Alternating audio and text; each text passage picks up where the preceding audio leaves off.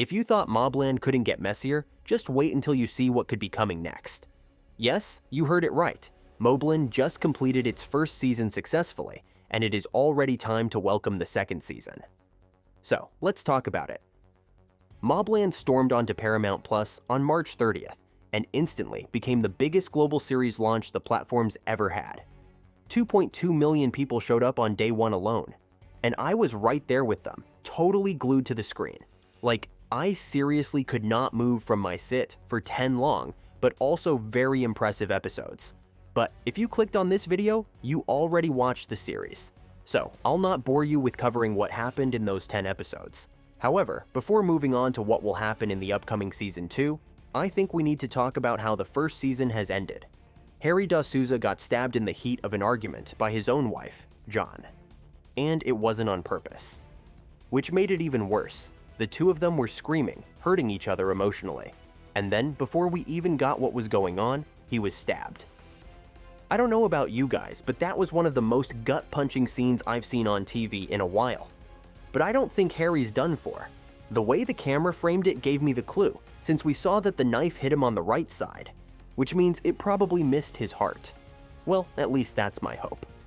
And thank God for that, because Jez Butterworth, who is the show's creator, made it pretty clear as they said that Harry isn't going anywhere. They said, "The beating heart is the Jeeves and Wooster relationship that Harry has with this family." And speaking of this family, can I say wow?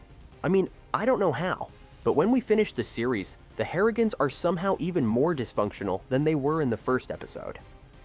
Richie is dead.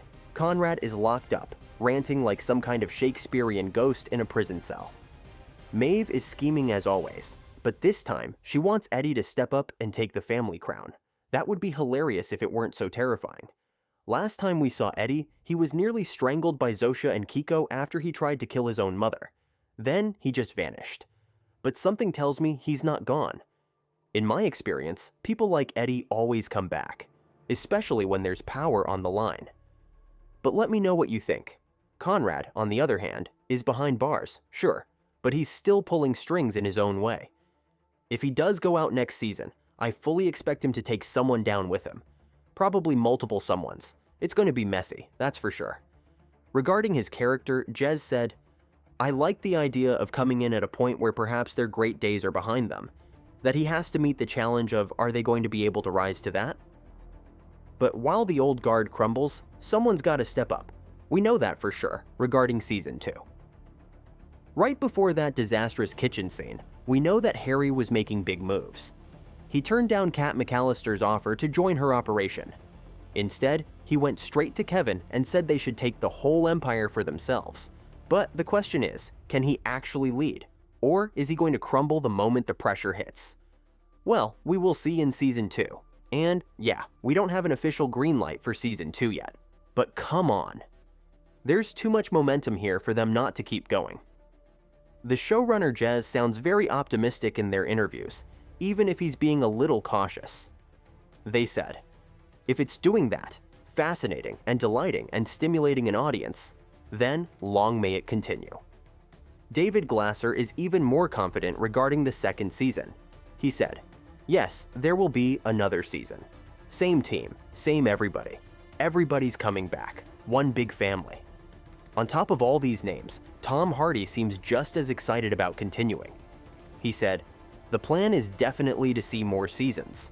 There are international elements to organized crime, which are touched on in Season 1 families in each European country, vying for power to move commodities, drugs, weapons, people through Europe."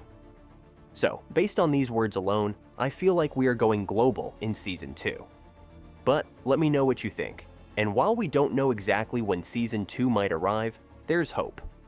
Season 1 wrapped filming just 4 days before it premiered. So if the team stays on that same timeline, we could be watching new episodes sometime in early or mid-2026. For more weekly updates on Paramount Plus shows, make sure to like and follow. Meanwhile, the video on the screen might also interest you.